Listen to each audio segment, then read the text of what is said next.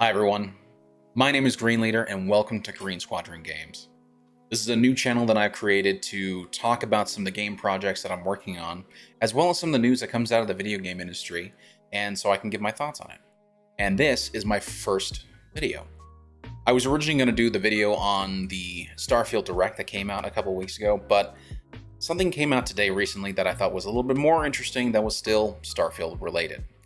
As some of you may be aware, Microsoft is right now trying to go through their acquisition process for Activision, and they've had to deal with some bureaucratic and legal hurdles in order to try and complete that. And right now, they are going through a hearing with the FTC as to determine whether or not they should be allowed to go forward.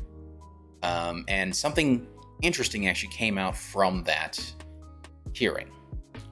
We found out that Microsoft actually had to acquire Bethesda because Sony was actually paying developers not to release their games on Xbox. And one of those developers was in fact Bethesda. So I found this article from The Verge, who's been covering the FTC hearing of Microsoft's acquisition of Activision, and we get some interesting testimony from Phil Spencer. He says, "When we acquired ZeniMax, one of the impetus at the time is that Sony had done a deal for Deathloop and Ghostwire to pay Bethesda to not ship those games on the Xbox. So the discussion about Starfield, when we heard that Starfield was potentially also going to end up skipping Xbox, we can't be in that position as a third place console where we fall further behind on our content ownership. So we had to secure content to remain viable in the business," which makes perfect sense in my mind. I mean, Sony is specifically paying Bethesda to skip out and to not release their games on the Xbox, and particularly with Bethesda being a big mainstay in the Xbox library, it makes perfect sense for them to essentially make this decision. He then went on to say after that, every time we ship a game on PlayStation, Sony captures 30% of the revenue that we do on their platform, and then they use that money, among other revenue that they have, to do things to try and reduce Xbox's survival on the market. We try to compete, but as I said, over the last 20 years, we've failed to do that effectively.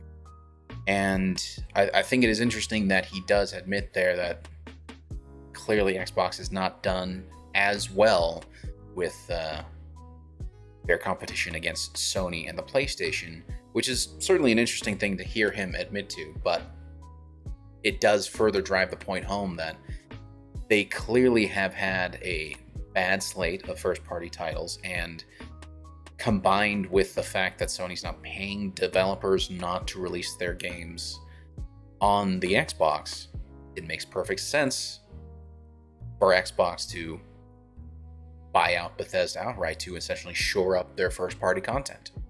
Now, I find it ironic that Sony, who has been complaining about Microsoft's acquisition of Activision potentially leading to a loss of games being published on the Sony PlayStation, when they were intentionally paying developers not to release their games on Xbox, even if it was a timed exclusive. It just seems kind of ridiculous in my opinion. And then combine that with the fact that Sony's biggest strength that they had is their first-party titles, and really Xbox's biggest weakness was their lack of good first-party titles. It makes perfect sense for Microsoft to start acquiring studios to ensure that they have good first-party titles, and Bethesda is a perfect candidate for that acquisition.